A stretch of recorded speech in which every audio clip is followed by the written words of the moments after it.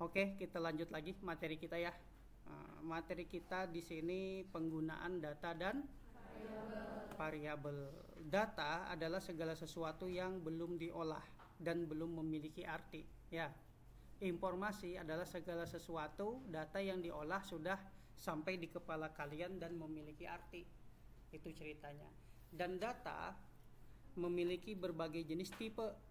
Nah, tipenya itu ada ini. Dalam Visual Basic pemrograman secara umum ada string, angka, huruf, tanda baca, ada integer, ada single, currency, date, dan boolean, true atau false. Dan ini penjelasannya nanti di penggunaan operator. Ya, operator dalam Visual Basic itu ada operator aritmatika, kemudian operator perbandingan, nah, dan ada operator satu lagi nanti aku jelaskan. Nah, data harus diolah sebagaimana kita belajar Microsoft Excel nanti semester depan. Ini ada Excel, ini ada data ya. Di cell ini pada awalnya bentuk string 12. Cuman 12 ini ketika diolah tipikalnya macam-macam tuh. Ada yang number, kalau klik currency jadi currency, kalau klik data yang 12 jadi accounting ya. Kalau accounting RP-nya ke sini, kalau currency RP-nya nempel ya.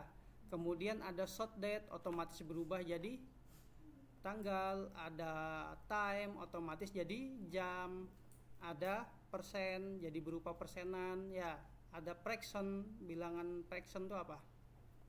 Pecahan. Nah, ini semuanya tipe data. Kalau teks 12 jadi teks, ditambah 12 tipe datanya teks. Ini kita ganti, mana teks lagi tadi? Teks. 12 tambah 12 sama dengan ini ditambah ini. Tuh, 24 ya. Tapi kalau dia formatnya teks, nanti dia enggak mau dia. 12 tambah 12 sama dengan 12 kalau dia berupa string bukan teks, mohon maaf. Nah, ini dalam pemrograman tipe data juga dikenal. Logikanya begini. Visual Basic kita buka. Kemarin latihan berapa? Yang dibuka, ingat, yang dibuka latihannya. Kita buka filenya di sini. Ini kelas 1A, DT manajerial ya. 1A manajerial AM. Yang kita buka bukan ini, tapi latihannya ya. Method Object Pilot. Nah, langsung ngarahkan, langsung kita tutup, langsung kita buka di sini ya. Oke, sekarang lanjut kita tambah username baru untuk mempelajari apa itu data dan variabel. Form 3 namanya lat 3. Cuman ini penjelasannya pakai bentuk yang lain ya. Kamu tetap lat 3 ikuti aja yang di itu. Nanti siapa tahu aku minta kumpul atau enggak kan. Nah, ini ada data 1. Data 1 label 1. Kemudian di sini ada inputan datanya text box ya, teks 1. Label 1 itu keterangannya apa? Data 1, data pertama. Kemudian label kedua namanya data K2. Nggak usah diganti name-nya ya, karena nggak bakal kita pakai. Name ini jangan diganti ya. Kemudian teks 1 tetap, cuman teksnya kita hapus. Tag 2 di sini tetap, cuman tag 2-nya kita hapus. Kita rapikan. Sudah rapi kayaknya ya. Data pertama, data kedua. Kemudian di sini kita tambah comment button. Comment button di sini kita namanya tambah. Nah, plus. Kekecilan plusnya, fontnya kita ganalin. Nah, kita ganalin seganal dirimu. Tuh, plus. Nah, baru dimasukkan ke sini. Ya, tuh teks 3. Teks 3-nya mau dibesarin outputnya. Nah, kita ganti 17 ya. Terus kita ketengahkan, double klik. Nah, ketengahkan dia. Oke. Teks 3 ku anggap outputnya. Jadi nanti ini ada, lupa gua. Klik kanan, project property, startupnya form 3. Jadi ketika dijalankan, andai kata 12 ditambah 12, klik langsung di sini 24. Cuman defaultnya tipe data yang pertama dikenal di Visual Basic adalah string. Tipe data yang ini string, huruf, angka, dan tanda baca. Nah, tipe data integer, bilangan bulat, single pecahan, currency mata uang, date, tanggal jam, boolean, true atau false. Ini kita lihat. Kita jumlahkan coba antara teks 1 dengan teks 2, itu nanti ditambahkan hasilnya teks 3. Logikanya di sini mi titik teks, aku pakai mi ya, titik value. Mi itu maksudnya apa yang ada di dalam form. Ya. Nah, tag 3 langsung aja sama dengan mi tag 1 ditambah mi titik tag 2. Kenapa pakai mi? Biar enak manggil si ini. Nah, walaupun pada dasarnya kita belajar nggak pakai mi, langsung aja kayak gini supaya kalian logika sama ingatan kalian kuat gitu. Nah, ya makanya nggak pakai mi. Mi itu apa yang ada di dalam ini loh. Ya, oke, gua lanjutkan. 12 ditambah 12, klik tuh 212121 karena tipe datanya string. Makanya kita butuh sebuah variabel. Ya, kamu jalan-jalan pakai Ayla, masuk dalam Ayla, habis itu dilihat orang apa, orang hebat. Terus kamu jalan-jalan masuk pakai Pajero Sport, apa lagi dilihat orang, wih anjay, ya kan? Artinya apa? Kamu tergantung pada tempat di mana kamu berada. Nah, kita buat sebuah tempat beradanya si komputer ini. Kita buat sebuah variabel. Nah, di sini ada penjelasan. Data yang disimpan dalam memori komputer membutuhkan sebuah tempat. Tempat inilah yang disebut variabel. Setiap variabel untuk menyimpan data dengan tipe tertentu membutuhkan alokasi yang berbeda. Nah, ciri khas variabel, dim, nama variabel, kemudian tipe data. Harus dihawali dengan huruf, tidak boleh pakai spasi, tidak boleh karakter khusus, ya, tidak boleh kata kunci yang dikenal. Oke, gua lanjut. Nih, ku variabelkan. Ciri khasnya dim tadi ya, dim, mendeklarasikan. Mau namanya wadah atau ABCD? Biar kamu paham. A adalah tempat A as integer. Nah, jadi kita deklarasikan A sebuah penampungan data namanya integer. B as integer. Dim C as integer. Gitu. Bisa juga gini. Dim variabel 1 as, misalnya di sini single. Bisa juga di sini koma, variabel kedua as single, koma, variabel ketiga as single. Bisa kayak gini. Bisa juga kayak gini. Dim wadah pertama, dia nggak boleh spasiin, nggak boleh ada ini ya. Nah, as date. Pas debug ya. Kalau debug kita okekan. Artinya dia nggak boleh pakai spasi atau kasih underscore supaya dia seolah-olah satu ada spasinya ya. Dim wadah underscore 2 as date. Tuh kayak gini dia seolah-olah. Nah, dim sewadah 3 as date. Nah, ini ciri khas variabel. Paham? Jadi A, B, C nggak boleh lagi kita pakai karena sudah didefinisikan di dalam form ini. Tapi kalau dia ditempatkan di dalam comment button yang dimnya ini, dia bisa dipakai di tempat lain juga, bisa dipanggil ulang. Nah, itu nanti penjelasannya ciri khas variabel, ada variabel global, ada lokal. Tapi ini nggak usah kalian pusingin, jalani aja dulu ya.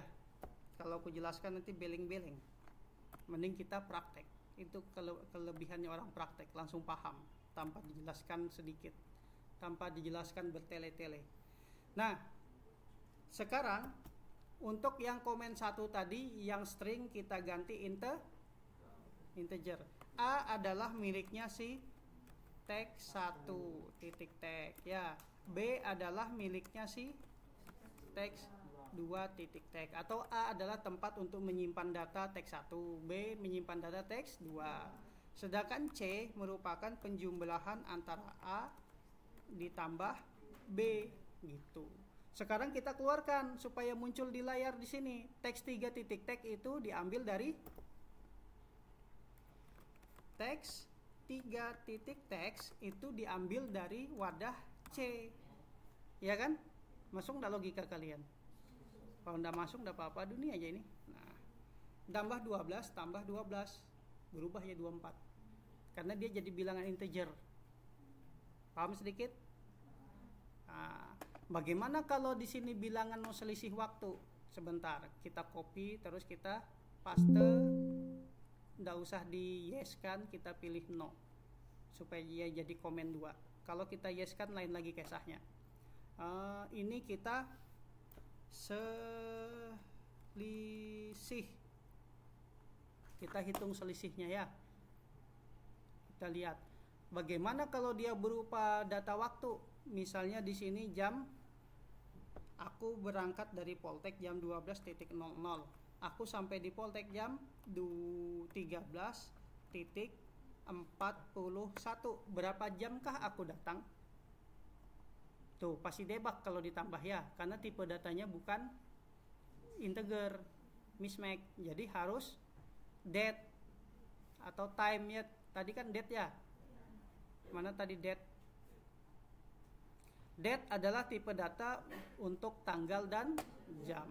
Makanya kita pakai variabel ini nanti, wadah 1, wadah 2, wadah 3. Nah, logika berpikirnya seperti ini. Wadah 1 adalah miliknya si teks. Oke, teks 1 titik tag. Wadah kedua adalah miliknya sama dengan teks 2 titik teks. Wadah 3 yang nggak pakai underscore adalah selisih antara wadah 2 dikurang wadah underscore 1. Nah, teks 3 kita keluarkan, maka teks 3 titik teks itu ngambil dari wadah 3. Nah, jadi kita bikin sesuatu yang gaib kalau dari luar, tapi kita bisa lihat yang gaib. Ini kan gaib, nggak kelihatan ya, wadah-wadah nih ya. Nah, itu namanya variabel. 12.00 jam 13.242. Selisihnya berapa menit? Teks tuh 1 jam 42 menit. Berubah dia formatnya ya. Masuk di logika. Nah, begitu memahami sebuah variabel ya. Dan nanti variabel-variabel ini akan diperkuat dengan memahami operator di sini. Nah, ini kamu baca sendiri, pelajari pelan-pelan, enggak usah buru-buru ngerjakannya ya. Karena kalau buru-buru nanti tidak masuk di kepala. Minimal 3 kali lihat. Lewat 3 kali sudah 5 atau 10 tahun lagi kamu belajar. Visual Basic membolehkan sebuah variabel tidak dideklarasikan terlebih dahulu dengan perintah dim atau cons. Tapi bikin error program agak sulit dilacak.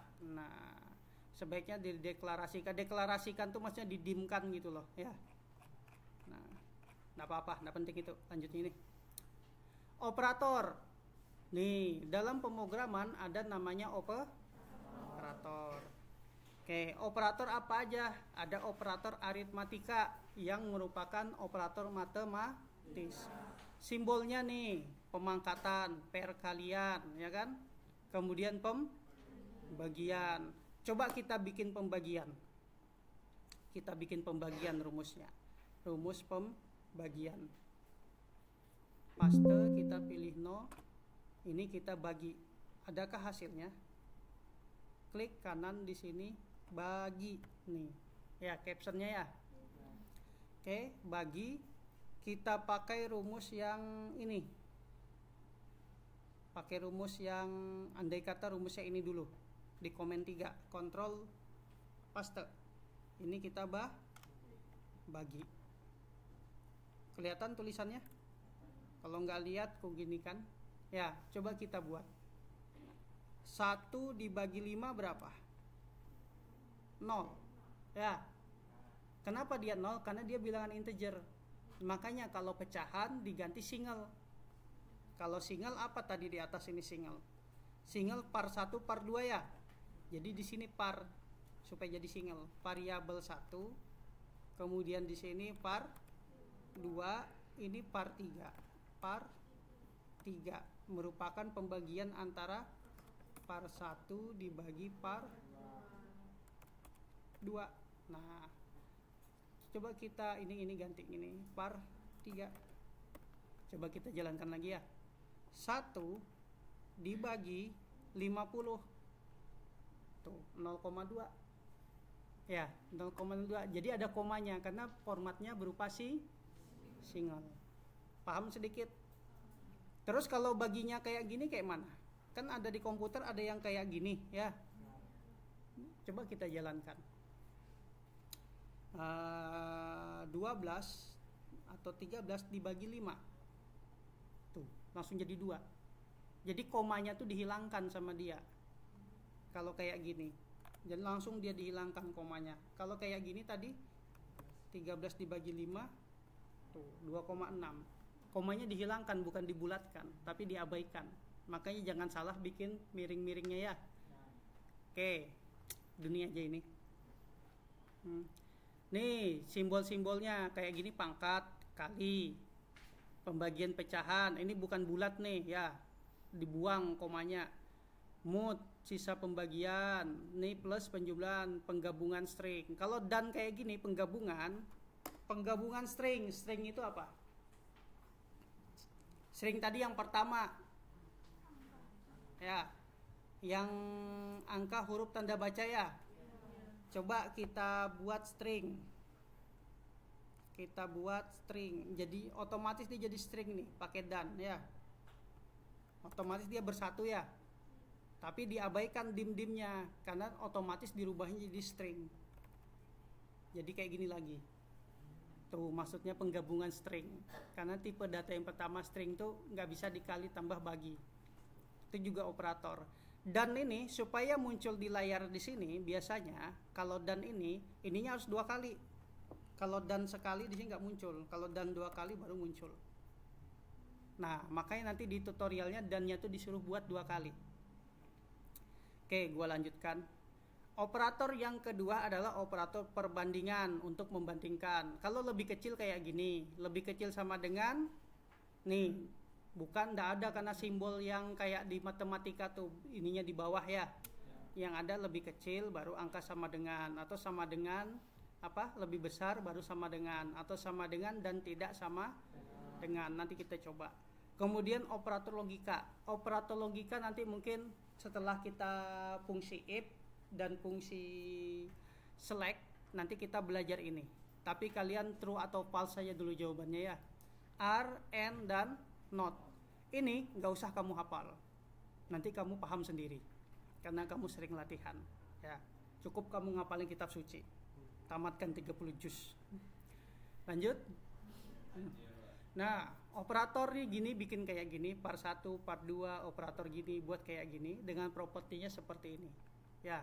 Ini ingat, ini outputnya di sini namanya label 3. Label 3-nya diputihkan. Ya, nih. Nah nanti kamu buat baru rumusnya kayak gini. Ingat rumusnya kalau sudah jadi 1 kamu copy paste aja, tinggal kamu ganti ininya. Ya. Siap coba? Siap. Coba dah. Aku nggak usah banyak omong.